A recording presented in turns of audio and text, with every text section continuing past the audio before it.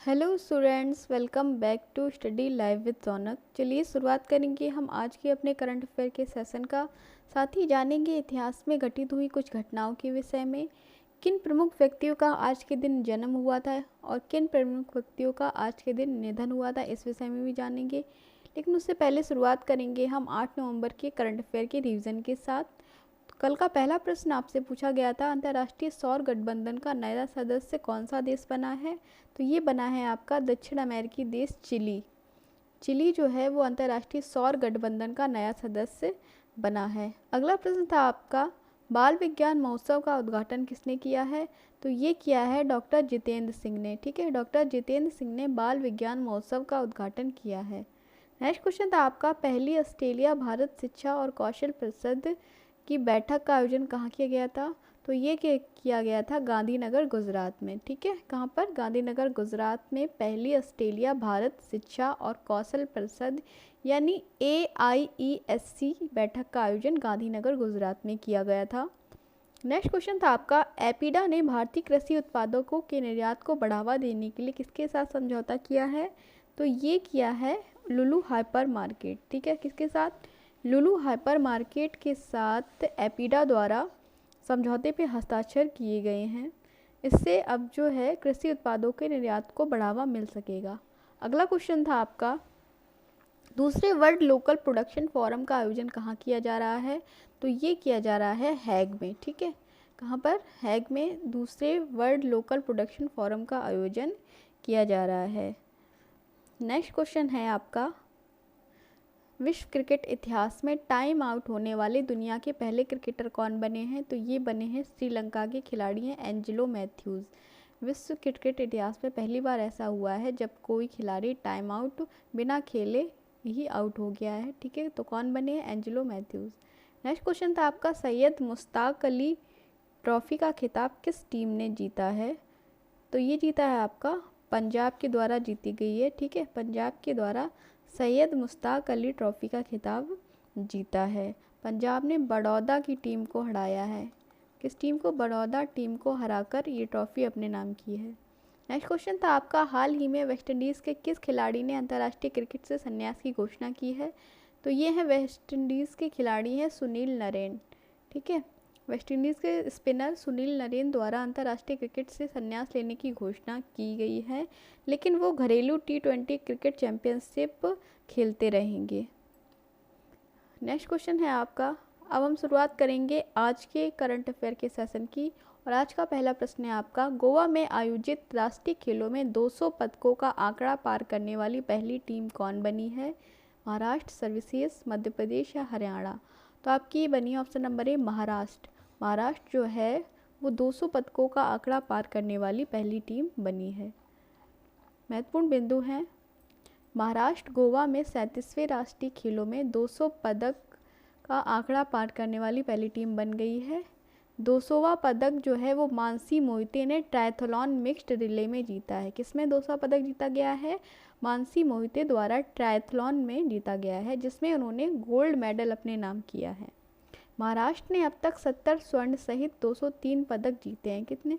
70 gold medal हैं, जिसमें 203 कुल पदक जीते गए हैं, जिसमें 70 गोल्ड मेडल हैं। वही पदक तालिका में बात करें तो सर्विसेज की जो टीम है वो दूसरे नंबर पे है, पहली आपकी महाराष्ट्र है। नेक्स्ट क्वेश्चन है आपका, वनडे विश्व कप इतिहास में सबसे तेज दोहरा शतक लगाने वाले बल्लेबाज कौन बने हैं? विराट कोहली, डेविड वार्नर, सूर्य कुमार यादव या ग्लेन मैक्सवेल? तो ये बने हैं आपके ऑप्शन बड़ी राइट हो जाएगा ग्लेन मैक्सवेल। ठीक है, ग्लेन मैक्सवेल जो हैं वो वनडे विश्व कप इतिहास में तेज दोहरा शतक लगाने वाले बल्लेबाज बने हैं। ऑस्ट्रेलिया के हैं ये। महत्वपूर्ण बिंदु देख लेते हैं, ऑस्ट्रेलिया के ऑलराउंडर ग्लेन मैक्सवेल वनडे विश्व कप इतिहास में सबसे तेज दोहरा शतक लगाने वाले बल्लेबाज बन गए हैं। अफगानिस्तान के खिलाफ खेले गए एक मैच में मैक्सवेल ने यह उपलब्धि हासिल की है। मैक्सवेल का 201 का स्कोर वनडे की दूसरी पारी में किसी भी बल्लेबाज द्वारा बनाया गया उच्चतम स्कोर भी है। वहीं मैक्सवेल पुरुष वनडे क्रिकेट में दोहरा शतक लगाने वाले पहले गैर सलामी बल्लेबाज भी बन गए हैं। ठीक है, अफगानिस्तान के खिलाफ खेले गए मैच में उन्होंने ये उपलब्धि हासिल की है 201 और नाबाद 201 पर रहे थे ऑस्ट्रेलिया के Orlando Glenn Maxwell. Next question है आपका, नेशनल कोऑपरेटिव ऑर्गेनिक्स लिमिटेड के भारत ऑर्गेनिक ब्रांड को किसने लॉन्च किया है? तो इसका जो राइट ऑप्शन में आपको नज़र आ रहा है अमित शाह, राजनाथ सिंह, अनुराग ठाकुर या आर के सिन्हा। तो सही जो उत्तर है इसका ऑप्शन नंबर ए राइट है। गृह मंत्री अमित शाह के द्वारा नेशनल कोऑपरेटिव ऑर्गेनिक लिमिटेड के भारत ऑर्गेनिक ब्रांड को लॉन्च किया है। महत्वपूर्ण बिंदु हैं इसके, केंद्रीय गृह मंत्री अमित शाह ने नवनिर्मित नेशनल कोऑपरेटिव ऑर्गेनिक लिमिटेड यानी एनसीओएल के भारत ऑर्गेनिक ब्रांड लॉन्च किया है। साथ ही उन्होंने कहा है कि यह भारत और विदेशों में सबसे भरोसेमंद ब्रांड बनकर उभरेगा। शाह ने एनसीओएल का लोगो, वेबसाइट और ब्रोशर भी लॉन्च किया है। उन्होंने 5 सहकारी समितियों को एनसीओएल सदस्यता प्रमाण पत्र भी प्रदान किया है। ठीक है, नेक्स्ट क्वेश्चन था आपका लॉन टेनिस में किस खिलाड़ी ने पेरिस मास्टर्स का खिताब अपने नाम किया है? Grigor Dimitrov, Carlos Alcaraz, Novak जोकोविच या एंडी मरे। तो ये है ऑप्शन नंबर सी आपका राइट हो जाएगा। नोवाक जोकोविच के द्वारा पेरिस मास्टर्स का खिताब जो है वो अपने नाम किया गया है। महत्वपूर्ण बिंदु है इसके, स्टार टेनिस खिलाड़ी सर्बिया के नोवाक जोकोविच ने 7वीं बार पेरिस मास्टर्स का खिताब अपने नाम कर लिया है। कितनी बार? 7वीं बार। फाइनल कहाँ के हैं ये? सर्बिया के हैं, ध्यान रखिएगा। नोवाक जोकोविच फाइनल में उन्होंने किसको हराया है? ग्रिगोर दिमित्रोव को हराया है। किसे? ग्रिगोर दिमित्रोव को हराकर ये खिताब अपने नाम किया है। 36 वर्षीय जोकोविच ने टूर्नामेंट के सबसे उम्रदराज चैंपियन के रूप में अपने रिकॉर्ड को पीछे छोड़ दिया है। जोकोविच का यह 40वां मास्टर्स 1000 खिताब है। ये ध्यान रखिएगा, आपसे पूछा सकता है कि उनका कौन सा खिताब था। चलिए नेक्स्ट क्वेश्चन लेंगे। एक रिक्वेस्ट है आपसे, चैनल पे नए हैं तो प्लीज़ चैनल को सब्सक्राइब कर लीजिए। यहाँ आपको डेली करंट अफेयर के साथ साथ डिटेल सोल्यूशन मिलता है और जीके के बेस्ट से बेस्ट मॉक टेस्ट भी मिलते हैं। तो प्रश्न 5वां है आपका, किस राज्य सरकार ने हाल ही में प्रोजेक्ट डॉल्फिन को लागू करने का आदेश दिया है? महाराष्ट्र, बिहार, मध्य प्रदेश या तमिलनाडु। तो ये आदेश ऑप्शन नंबर डी राइट है आपका, तमिलनाडु के द्वारा दिया गया है। ठीक है, प्रोजेक्ट डॉल्फिन लागू करने का आदेश तमिलनाडु के द्वारा दिया गया है। महत्वपूर्ण बिंदु है, हाल ही में तमिलनाडु सरकार ने भारत सरकार के वन्य जीव आवास कार्यक्रम के एकीकृत विकास के तहत प्रोजेक्ट डॉल्फिन लागू करने का आदेश दिया है। इसे 2023-24 के दौरान 8.13 करोड़ रुपए की लागत में लागू किया जाएगा। इसके तहत 60% राशि जो है वो केंद्र सरकार द्वारा देगी, वहीं शेष राज्य सरकार वहन करेगी। ठीक है, 60% जो राशि है इसका केंद्र सरकार द्वारा दी जाएगी और बाकी जो 40% है वो राज्य सरकार वहन करेगी। वहीं डॉल्फिन को उत्तर प्रदेश की राष्ट्रीय जलीय जीव भी अभी हाल ही में घोषित किया गया था। नेक्स्ट क्वेश्चन है आपका, नाटो ने शीत युद्ध सुरक्षा संधि को औपचारिक रूप से निलंबित कर दिया है। नाटो का मुख्यालय कहाँ है? पेरिस, बर्लिन, लंदन या ब्रुसेल्स। तो ये आपका ऑप्शन नंबर डी ब्रुसेल्स। ठीक है, ब्रुसेल्स बेल्जियम में नाटो का मुख्यालय है। महत्वपूर्ण बिंदु है, नाटो का फुल फॉर्म होता है, ध्यान रखिएगा, नॉर्थ अटलांटिक ट्रीटी ऑर्गेनाइजेशन, ने हाल ही में शीत युद्ध युग की सुरक्षा संधि को औपचारिक रूप से निलंबित करने की घोषणा कर दी है। नाटो के 31 सहयोगियों में से अधिकांश 1990 में यूरोप में पारंपरिक सशस्त्र बलों की संधि पर हस्ताक्षर किए थे। नाटो की स्थापना 4 अप्रैल 1949 में की गई थी। कब की गई थी? 4 अप्रैल 1949 में। मुख्यालय कहाँ है इसका? ब्रुसेल्स बेल्जियम में इसका मुख्यालय है। नेक्स्ट क्वेश्चन है आपका, कृषि एवं किसान कल्याण विभाग ने किसके साथ मिलकर कृषि 24/7 प्लेटफॉर्म को विकसित किया है? Tech Mahindra, TCS, Wadhwani institute या नीति आयोग। तो इसका राइट आंसर है option number C, Wadhwani institute.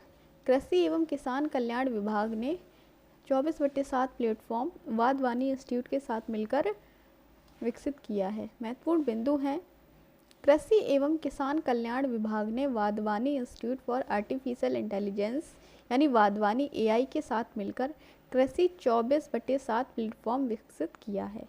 यह google.org की सहायता से चलने वाला स्वचालित पहला आर्टिफिशियल इंटेलिजेंस प्लेटफॉर्म है। यह प्लेटफॉर्म कई भाषाओं में समाचार लेखों को स्कैन करता है और उनका अंग्रेजी में अनुवाद भी करता है। ठीक है, अगला प्रश्न लेंगे। अब हम बात करेंगे 9 नवंबर में घटित हुई कुछ ऐतिहासिक घटनाओं के विषय में।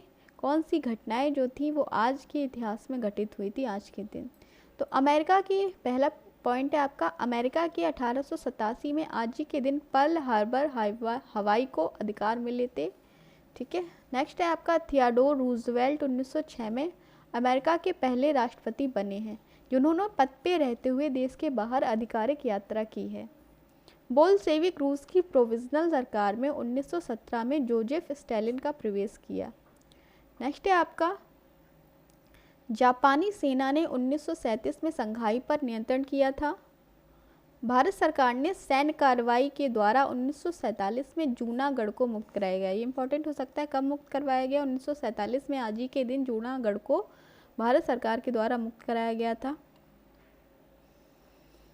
नेक्स्ट है आपका कंबोडिया को 1953 में फ्रांस से आज़ादी मिली थी। कब कंबोडिया जो है वो फ्रांस से आज़ादी मिली थी? 1953 में आज ही के दिन।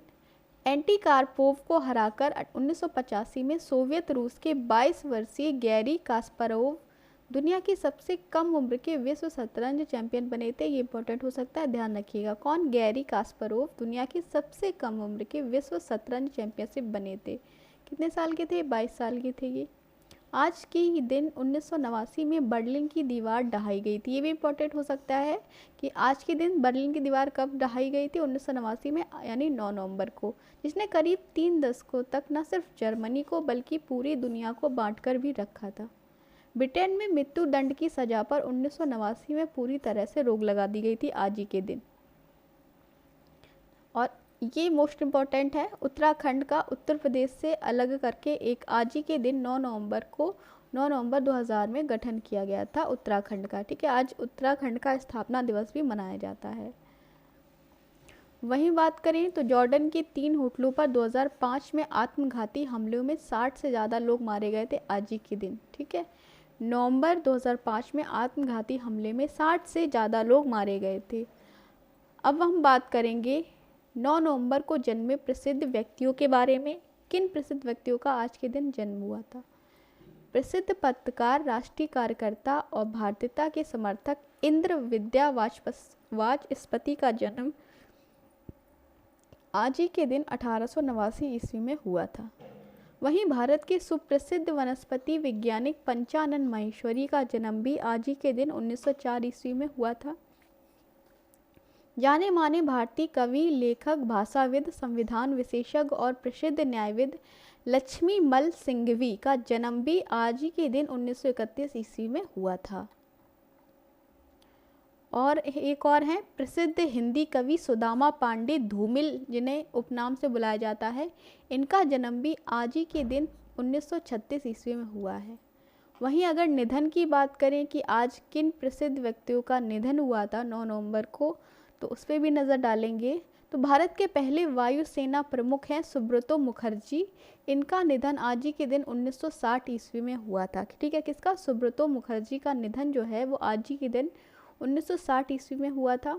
भारत के राष्ट्रपति KR नारायण का निधन भी 2005 में हुआ था आज ही के दिन। कौन थे? भारत के राष्ट्रपति थे KR नारायणन। इनका निधन 9 नवंबर 2005 में हुआ था।